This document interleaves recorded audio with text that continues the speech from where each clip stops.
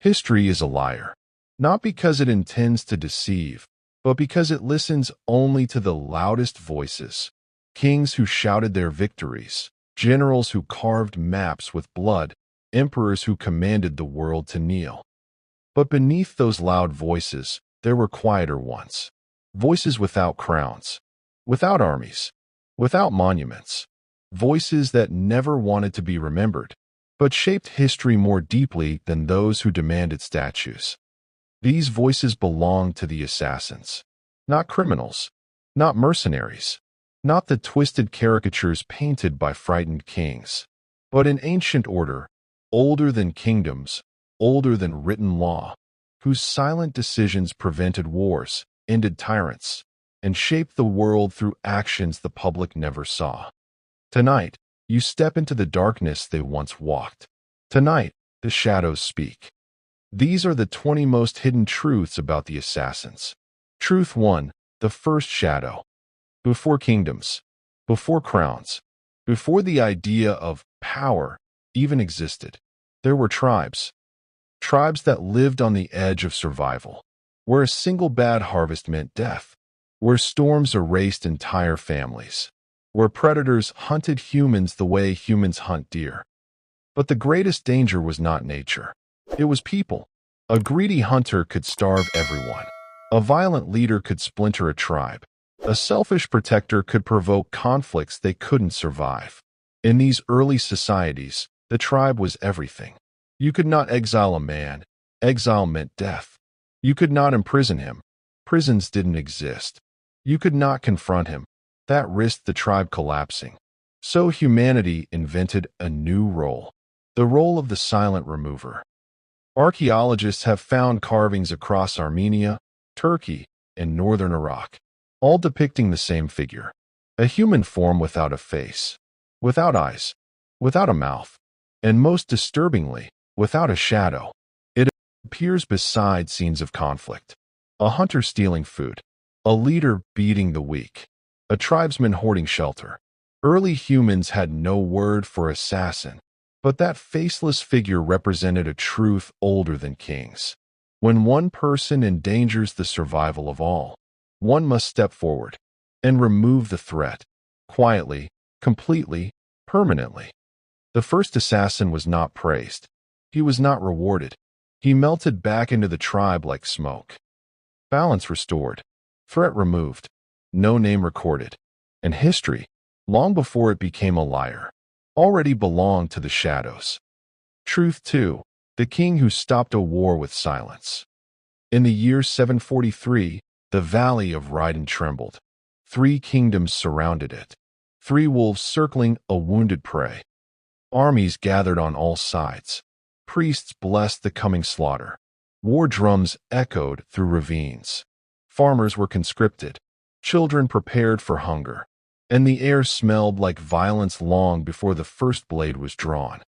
In the center stood a man history calls Adrian the Wise. But wisdom was not enough to save his kingdom. Diplomacy failed. Bribes failed. Pleas failed. The wolves were hungry. And war was profitable. So Adrian sought help from those who lived outside the boundaries of recorded history. He summoned the Brotherhood of Nightfall. They arrived without banners, without armor, without heralds, just shadows crossing a torchlit hall. Adrian spoke quietly. If war begins, 100,000 will die. If you act, perhaps only 10 will. The leader of the Brotherhood asked only one thing. Who are the 10? Adrian handed them a list. Not kings, not soldiers, not farmers forced to fight, but the true architects of conflict. Generals addicted to glory. Priests who promised holy reward for killing. Merchants who profited from chaos. Advisors who whispered poison into the ears of monarchs. The Brotherhood left the palace as silently as they arrived. 5 months passed. A general never woke from sleep. A priest collapsed from fever. A merchant drowned in a harbor accident. An advisor died from a fall inside a locked room. War, robbed of its fire, collapsed. History credits Adrian's diplomacy. Chroniclers praised his wisdom. Poets wrote odes to his peace. But hidden in his sealed tomb was a letter, written by a king who understood the weight of silent decisions. I traded 10 lives for 100,000. If heaven counts, let heaven judge me. If the dead count, then I pray they understand. Truth 3. The assassin who refused to kill. Most legends about assassins begin with a kill. This one begins with a refusal. His name was Saren, the youngest prodigy the Brotherhood had trained in decades. He learned to walk silently before he learned to read. He memorized heartbeats the way others memorized poems. He saw weakness and strength with equal clarity. At 17, he was given his first mission: kill a scholar accused of treason. Saren watched the man for 7 nights. He expected a conspirator plotting against the king. Instead, he found a father reading stories to his children, a teacher sharing his food with orphans, a thinker writing about justice, fairness, and mercy. Nothing about him felt like a threat to the kingdom. Saren returned to the Brotherhood and said, "I will not kill him." The chamber froze. Disobeying a mission was treason, punishable by death. The Grand Master asked only one question: why? Saren replied, "Our blade must strike corruption, not conscience." His words echoed through the chamber, like a new law being born. Instead of executing him, the Brotherhood carved his answer into their doctrine. It became the oath of choice. No assassin shall take a life he believes innocent. Saren never killed again. He became a teacher, the one who taught future assassins that precision of judgment is more important than precision of the blade. The world never knew his name, but every assassin who refused an unjust mission refused it because a 17-year-old boy chose morality over obedience. Truth 4. The Veiled Ones. The whisper began in noble courts across 6 kingdoms. The veil has moved. It was not a fashion. It was not a ritual. It was a warning. The Veiled Ones were an order of women who operated not in the shadows, but in plain sight, where male assassins hid. The Veiled Ones appeared openly: a nurse tending to a noble's fever, a servant pouring wine, a dancer at a private feast, a priestess offering blessings, a quiet wife in a powerful household. Men ignored them. That was their downfall. The Veiled Ones saw everything: a lord who abused his servants, a merchant who trafficked children, a priest who preyed on desperate families, a noble who starved entire villages for profit. When they intervened, they did so with surgical silence. A cup containing the wrong herb, a step on a staircase with a missing rail, a needle dipped in venom, a whisper that led a monster to his own ending. Centuries later, a surviving veil was discovered, hidden inside a ruined temple. On the inner lining, stitched in faint golden thread, was their creed: we end the suffering no one else can see. History never wrote their names, but many kingdoms owe their stability to women whose justice was wrapped in cloth and delivered quietly. Truth 5. The assassin who hunted assassins. Every order rots from within, long before the world notices its decay. As centuries passed, some assassins began taking gold instead of guidance. They killed for political rivals, for jealous lovers, for merchants seeking advantage. Some even killed innocents, people who had done nothing but inconvenience the wealthy. The Brotherhood began to collapse. Then came Lorien. He was not the most skilled, not the fastest, not the strongest, but he was the most faithful to the original purpose of the order: balance. When a child was murdered in a corrupt mission, Lorien confronted the Grand Master. "You have turned our oath into a market." The Grand Master demanded Lorien's execution. He underestimated the man he had trained. Lorien struck first. Then he began a crusade that lasted 19 years. He hunted every assassin who had betrayed the oaths, through forests, through cities, through mountains, through temples, through the very safe houses that once sheltered the Brotherhood. 417 corrupt assassins fell to him. At each site, he left a symbol in the dust, a circle struck through with a vertical line. When his work was done, the brotherhood was nearly empty, but pure again. Lorien carved a final rule into stone. Only corruption shall fall. If we forget this, we fall with it. Then he vanished. Some say he died quietly. Some say he lived under another name. Some say he is still alive. And the symbol appears whenever a kingdom begins to rot. Truth 6. The Seven Oaths. In a collapsed underground chamber beneath the ruins of Kereth, explorers found an obsidian slab carved with 7 lines. At first, historians believed they belonged to a forgotten kingdom. But the more they studied them, the more they realized they were the laws of an ancient assassin order. Simple, strict, unbreakable. 1. The Oath of Silence. Speak not of mission, master, nor motive. Our work lives in silence, or it does not live at all. Assassins didn't brag, didn't confess, didn't record. Silence wasn't protection. It was identity. 2. The Oath of Night. The sun belongs to kings. The night belongs to truth. They believed daylight was corrupted by authority, ego, and spectacle. But night hid the honest decisions. 3. The Oath of Choice. Take no life you believe to be innocent. This was Saren's legacy, proof that conscience outranks orders. 4. The Oath of Balance. We serve not crowns, nor coin. We serve the world when it tilts. They were not loyal to rulers. They were loyal to equilibrium. 5. The Oath of Blind Trust. Once in a lifetime, obey a mission without knowing the target. A terrifying law. A test of faith so deep that only true members could accept it. Breaking it meant exile or death. 6. The Oath of Return. If captured, return to the shadows or die trying. No assassin could be allowed to reveal knowledge under torture. Not for ego, for the safety of their brothers and sisters. 7. The Oath of Legacy. We leave no bloodline. Our legacy is the world we leave better. Assassins could not have families. They believed attachments cloud judgment, and bloodlines create corruption. No army in history had laws this strict. No kingdom demanded this level of sacrifice. This slab proved one thing beyond doubt. The Brotherhood was not built on chaos. It was built on discipline deeper than most civilizations ever achieved. Truth 7. The Silent Mile. There were many skills an assassin could master, but one skill separated legends from mortals. It was known as walking the silent mile. Not a distance, not a place, but a technique so rare that only one assassin in recorded history mastered it.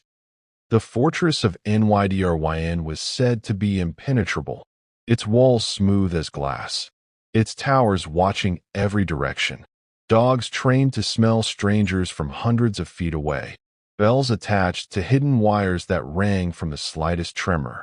No one could approach without detection. Yet one night the commander was found dead in his bed. No broken locks, no disturbed dust, no guards alerted, no dogs barking, no bells ringing. Investigators came to a chilling conclusion. The assassin had walked through the fortress, as if he were part of the night itself. The silent mile required breath so controlled, it matched the rhythm of wind, footsteps so precise, they blended into the heartbeat of the world. Movement guided not by sight, but by listening to vibrations in walls and floors. It was said that someone trained in the silent mile could walk behind you, in a silent room, and you would still swear you were alone. The technique died with its sole master. He passed it to no apprentice. He left no notes, only a legacy of impossible silence. Even today, military experts cannot explain how the silent mile was physically possible. Some things become myth, others remain mystery. This one became both. Truth 8. The Prince Who Became a Shadow. Prince Kael of Arenthos was born into gold, prophecy, and expectation. He was the kingdom's future, the heir that people believed would change everything. He studied philosophy. He studied war. He learned the rituals of leadership. But one night, searching the palace archives, he discovered something no heir should ever see. Ledgers, with names, dates, and payments. His father, King Harodin, had used assassins for years, not to protect the people, but to silence those who spoke against him. Priests who questioned his greed, generals who refused corrupt orders, scholars who argued for mercy, all removed. In the quiet of night, Kale felt his identity crack. The throne he was destined to inherit was built on murder. He had three choices: pretend he never discovered the truth, confront the king and plunge the kingdom into civil war, or disappear. He chose the path no prince had ever chosen. He vanished from the palace, from the kingdom, from the world of privilege. For 7 years he lived among the assassins. As a nameless initiate, he trained, he suffered, he learned judgment not from royal tutors, but from shadows who demanded no loyalty to crowns. When he returned to Orinthos, he did not claim his throne. He claimed justice. Corrupt nobles disappeared. Crooked generals fell. Priests who exploited the weak died quietly. The kingdom healed from the roots upward. Kale never ruled. He never sat on the throne. He never wore the crown. But in a hidden room, a royal seal was found carved into stone, with a final message beneath it. A crown can rule a kingdom. A shadow can save it. Truth 9. The assassin who saved a kingdom. Not all assassins killed. Some saved thousands by killing only a few. The kingdom of Elmer was dying, not from war, but from plague. People collapsed in the streets. Families burned their dead. Desperation turned to madness, and fear searched for someone to blame. They chose the healers. Rumors spread. Their herbs are cursed. They angered the gods. They answered to demons. Healers were dragged from their homes and burned alive. The plague worsened. Into this chaos walked Nimra, an assassin of the Veiled Ones. Her mission was not to kill, but to observe. Soon she discovered the truth. For powerful men were profiting from the plague, buying land from the dying, selling fake cures, and pushing fear to increase their control. Nimra's decision was swift. In 1 week, all 4 men died from the same mysterious illness they profited from. But she did more. She stole knowledge from a forbidden monastery, information about contagion and hygiene that the kingdom had never known. She delivered it to the remaining healers. Hand-washing, boiling water, quarantining the sick. Slowly, life returned. The king received credit in the official records. Statues were built. Songs were sung. But beneath the capital, in an unmarked grave, Nimra was buried. No name, no symbol, only truth. She didn't save a kingdom with a blade, but with the removal of 4 men who chose profit over human life. Truth 10. The God King who died. The empire of Corthadel worshipped its ruler as a god. Azakar the Eternal. He claimed his blood was divine. He claimed no weapon could kill him. He demanded sacrifices, human ones. Families were torn apart. Villages starved for his luxury. Temples rang with fear instead of faith. The Brotherhood watched, but they did not intervene immediately. Killing a god king could plunge the empire into chaos worse than tyranny. Then Azakar ordered an entire region to be flooded, just to build a reservoir for his personal palace baths. Thousands drowned. That was the moment the Brotherhood acted. They sent the Pale Blade. He moved through the empire like a whisper behind thunder. Guards didn't see him. Servants didn't hear him. Even the palace dogs did not bark. He entered the emperor's chamber. Azakar smiled. "I have been waiting for you," he said. "Do you know what happens when you kill a god?" The Pale Blade said nothing. He killed the god king who believed death could not touch him. What followed was not peace, but collapse. A volcano erupted near the empire's largest city. Crops failed. Riots spread. Invaders crossed weakened borders. The empire crumbled. Historians called it coincidence. But carved into a ruined temple wall were the words, "He was never a god, but he was a pillar. And when a pillar falls, even the innocent feel the dust." Truth 16. The Library of Silent Names. Deep beneath the ruined city of Aresh, explorers discovered a chamber more ancient than any temple above it. Its walls were lined with clay tablets, each carved with nothing but a single symbol, a hand with an eye in the palm. This was the mark of the assassins. But the tablets were blank. No names, no dates, no deeds. Historians were confused until they discovered a central stone pillar with a hidden inscription. The world remembers kings. We remember silence. This chamber was the library of silent names. Not a record of assassinations, but a record of sacrifices. Every blank tablet represented a life taken to preserve balance, or a life given to protect the order. Some tablets were cracked, symbolizing assassins who died in action. Some were burned, representing missions that required destruction. Some were shattered, an eternal mark of betrayal. But most were perfectly intact, silent, untouched, eternal. A reminder that most of the Brotherhood's greatest deeds were never meant to be known by anyone. The assassins kept no list of targets, no trophies, no glory. Their greatest victories were blank tablets in a forgotten chamber, a library of silence that spoke louder than any chronicle ever written. Truth 17. The three who never failed.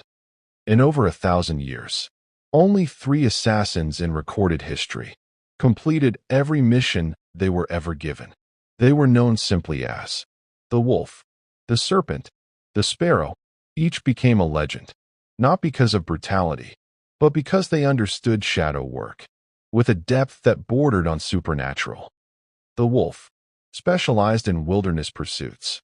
He could track a target for weeks without rest, trailing footprints invisible to trained soldiers. He never rushed, never panicked, and never missed a kill outdoors. People said he moved like the forest itself. The serpent, master of infiltration. She could enter any palace, fortress, or secure chamber. Because she never tried to blend in, she became part of the environment. A servant's shadow, a shadow's silence.